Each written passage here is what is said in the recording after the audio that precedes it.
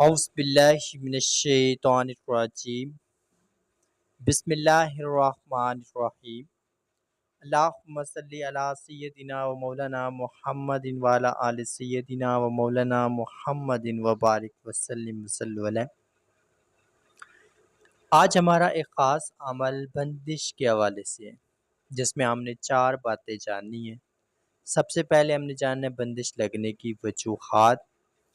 دوسری وجہ ہم نے جاننی ہے بندش کن کن چیزوں پر لگائی جاتی ہے۔ تیسری چیز ہم جانیں گے بندش کو ہم کس طریقے سے ختم کر سکتے ہیں۔ چوتھی چیز ہم بندش کے عمل کے دوران کن کن چیزوں سے پرہیز کریں گے۔ اور پانچویں چیز مکمل طور پر بندش کے خاتمے کی نشانیاں کیا ہوں گی، جس سے ہمیں پتہ چل سکے کہ ہمارے اوپر سے ہر قسم کی جو بندش ہے، سختی ہے، وہ مکمل ہٹ گئی ہے۔ تو ابھی ہم اپنی بات کا آغاز کرتے ہیں۔ جو ہمارے چینل پر نیو ویورز آئے ہیں وہ اس چینل کو سبسکرائب کر لیں اور اپنے خاص ان فرینڈز کو شیئر کریں جو بہت زیادہ ان مسائل اور مشکلات کا شکار ہیں اور جن کو کوئی صحیح رہنمائی نہیں ملتی۔ تو اس عمل کے اندر مکمل تفصیلات ملیں گی اور آپ ان پر عمل کریں گے، جس کے نتیجے میں ہر قسم کی بندش، یہ والی جو نحوست ہے، یہ آپ کی زندگی سے مکمل ختم ہو جائے گی اور اللہ پاک کی رحمت اور اس کا کرم ہو جائے گا۔ تو ابھی ہم اپنی بات کا آغاز کرتے ہیں۔ سب سے پہلی چیز ہم بات کر رہے ہیں بندش۔ بندش کا مطلب بند لگا دینا، کسی چیز کو روک دینا۔ اب ہم سب سے پہلے بات کریں گے کہ بندش لگنے کی وجوہات کیا ہے، مطلب ہمارے کون سے ایسے غلط اعمال ہیں، ایسی کون سی غلطیاں ہیں جس وجہ سے ہمارے اوپر یہ بندش جیسی نحوست آفت آ جاتی ہے۔ اور بندش میں بہت ساری ٹائپس شامل ہیں، جس میں رزق کی بندش ہے، اولاد کی بندش ہے، کاروبار کی بندش ہے، رشتوں کی بندش ہے، نکاح کی بندش ہے۔ ہر قسم کے مسائل بندش کے اندر شامل ہو جاتے ہیں اور بہت زیادہ تکلیف دہ یہ چیز ہوتی ہے، جو کہ انسان کی خوشیوں اور کامیابیوں کو زیرو لیول پر لے آتی ہے اور مکمل طور پر سب مسائل اور مشکلات جو ہوتی ہیں وہ بڑھ جاتی ہیں۔ تو اب ہم بات کر لیتے ہیں بندش کی وجوہات۔ بندش لگنے کی 4 وجوہات ہوتی ہیں، جو کہ سمجھنا بہت زیادہ ضروری ہے۔ سب سے پہلی چیز کہ ہم لوگ ہر چیز کے اندر جھوٹ بولتے ہیں، وعدہ خلافی کرتے ہیں، نفرت کرتے ہیں، حرص کرتے ہیں جگہ جگہ پر۔ اس کے بعد جو دوسری چیز آتی ہے کہ ہم بہت زیادہ حد تک اونچا بولتے ہیں، لڑتے ہیں، جھگڑتے ہیں، چھوٹی چھوٹی باتوں پر تفریق پھیلاتے ہیں، آپس میں غیبت، چغل خوری، تہمت پرستی، عیب نکالنا، یہ سب کام ہم کرتے ہیں۔ تیسری جو چیز اس میں آتی ہے، ہم بہت زیادہ حد تک اللہ کی نعمتوں کی ناشکری کرتے ہیں، ایک دوسرے سے حسد کرتے ہیں اور ایک دوسرے کو برا بھلا کہنے کی کوشش کرتے ہیں، ایک دوسرے کو گرانے کی، جھکانے کی کوشش کرتے ہیں۔ اور آخری جو سٹیپ ہے وہ ہے کہ ہم سب سے زیادہ اپنے ماں باپ کی بے ادبی کرتے ہیں، اپنے رشتوں کے ساتھ زیادتی، دھوکہ کرتے ہیں۔ تو یہ کچھ ایسی چیزیں ہیں جس کی وجہ سے انسان ان بندشوں کا شکار ہو جاتا ہے۔ اب ہم یہ ساری غلطیاں کرتے ہیں اور ہم ان کو قابو بھی نہیں کر سکتے، جتنی بھی ہم کوشش کر لیں کہ ہم ان غلطیوں کو نہ کریں، لیکن پھر بھی ہم وہ غلطیاں کر بیٹھتے ہیں اور ان غلطیوں کے کرنے کی وجہ سے ہماری زندگی کے اندر طرح طرح کی آزمائشیں آتی ہیں اور آزمائشوں کے دوران ہی،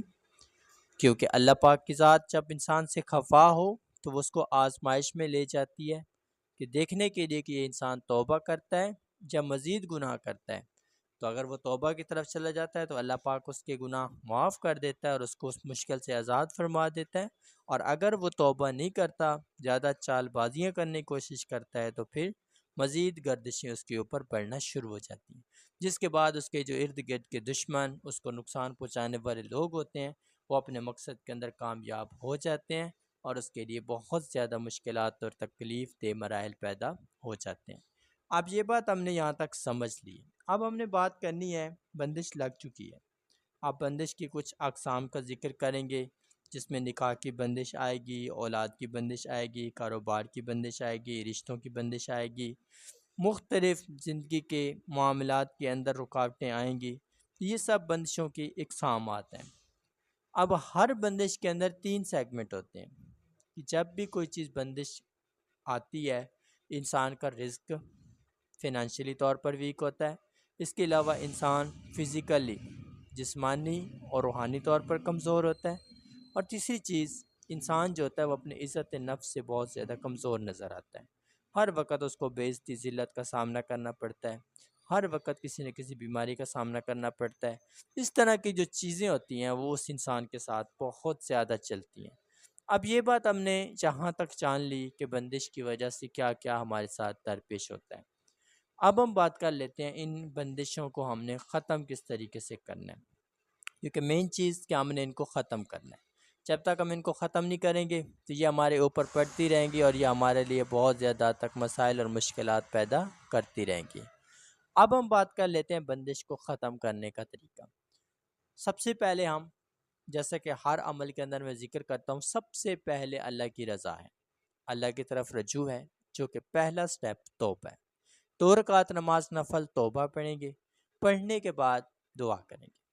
آپ نے اس دعا کے اندر اپنے رب کے حضور اپنے تمام گناہوں کی جرائم کی معافی مانگنی ہے، اور وعدہ کرنا ہے کہ انشاءاللہ آپ نیکسٹ ٹائم کبھی ایسے گناہ ایسی خطائیں نہیں کریں گے، اور کبھی اللہ اور اس کے رسول کی نافرمانی نہیں کریں گے۔ اب یہ بات کرنے کے بعد آپ اس عمل کو شروع کرنے کے اہل بنتے ہیں، جو کہ میں بتانے جا رہا ہوں۔ سورہ الکافرون، جو کہ آپ نماز عشاء کے بعد اور نماز فجر کے بعد، یہ 2 ٹائم ہیں اس عمل کے جن کو آپ نے ضرور توجہ میں رکھنا ہے۔ 15 منٹ آپ نے سورہ الکافرون پڑھنی ہے، اور جتنی بھی آپ 15 منٹ کے اندر سورہ الکافرون پڑھتے جائیں گے اور اپنے اوپر دم کرتے جائیں گے، اور جب آپ کر رہے ہوں گے عمل تو اس کے دوران آپ اپنے تمام مقاصد، جو جس مقصد کے لیے آپ عمل کر رہے ہیں، اس کو اپنے دل میں رکھیں گے، اور مکمل کرنے کے فوراً بعد دعا کریں گے، جس کے نتیجے میں اللہ پاک کی رحمت اور اس کے کرم سے مکمل آسانی ہونا شروع ہو جائے گی۔ کچھ ایسے دن جو کہ بہت زیادہ قبولیت اور برتری کے ہوتے ہیں، خاص کر اہم دن، تو ان کے اندر اس عمل کو اپنانے کی زیادہ کوشش کریں گے۔ اگر آپ کا رزق تنگ رہتا ہے تو آپ اس عمل کو پڑھنے کے بعد تنگی رزق کے حوالے سے دعا کریں گے، اور کچھ روپے 20 سے 50 روپے لے کر اپنے پاس رکھیں گے عمل کے دوران، اور ان پر دم کر دیں گے۔ پھر وہ پیسے آپ اپنے پاس رکھیں گے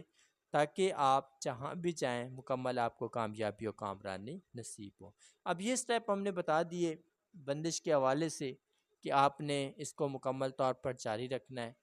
اب اگر آپ کی نکاح کی بندش ہے تو جس کے ساتھ آپ نکاح کرنا چاہ رہے ہیں، جس کو آپ جانتے ہیں کہ اس کے ساتھ آپ نے نکاح کرنا ہے، تو آپ اس کا تصور اپنے ذہن میں رکھیں گے اور پھر پڑھیں گے، اور اس طرح اگر رشتے کی بندش ہے تو آپ اپنا تصور رکھ کے پھر پڑھیں گے، اور اس طرح اگر اولاد کی بندش ہے تو میاں بیوی دونوں ایک دوسرے کا تصور کر کے پڑھیں گے۔ اب ہم بات کر لیتے ہیں عمل کے اندر کامیابی کی نشانیاں، کہ آپ کو سب سے زیادہ اللہ اور اس کے رسول کی محبت کا احساس ہوگا، بہت زیادہ انسانیت سے پیار اور ہمدردی پیدا ہوگی، بار بار آپ اللہ اور اس کے رسول کی باتیں اور ان کے فرمان کو پیروی کرنے کی طرف آتے رہیں گے، اور ہر لمحہ آپ کو خوشحالی اور برتری والا نظر آئے گا، اور لوگوں کے اندر آپ کی عزت اور قدر بڑھنا شروع ہو جائے گی۔ آپ کی تمام دعائیں، آپ کی تمام حاجات اور تمنائیں آپ کو ارد گرد سے پوری ہوتی دکھائی دیں گی، اور اللہ پاک کا فضل اور اس کی شان آپ کے اوپر واضح ہو جائے گی۔ جتنی بھی آپ کی رکاوٹیں، آپ کے اوپر ناکامیاں ہوں گی، جتنے عرصے سے آپ کے بندش کے معاملات چل رہے ہیں، آپ کی صحت کمزور ہے، آپ جسمانی طور پر کمزور ہیں، آپ روحانی طور پر کمزور ہیں، آپ مختلف طرح کے مسائل کا شکار ہو جاتے ہیں، وسوسوں کا شکار ہو جاتے ہیں،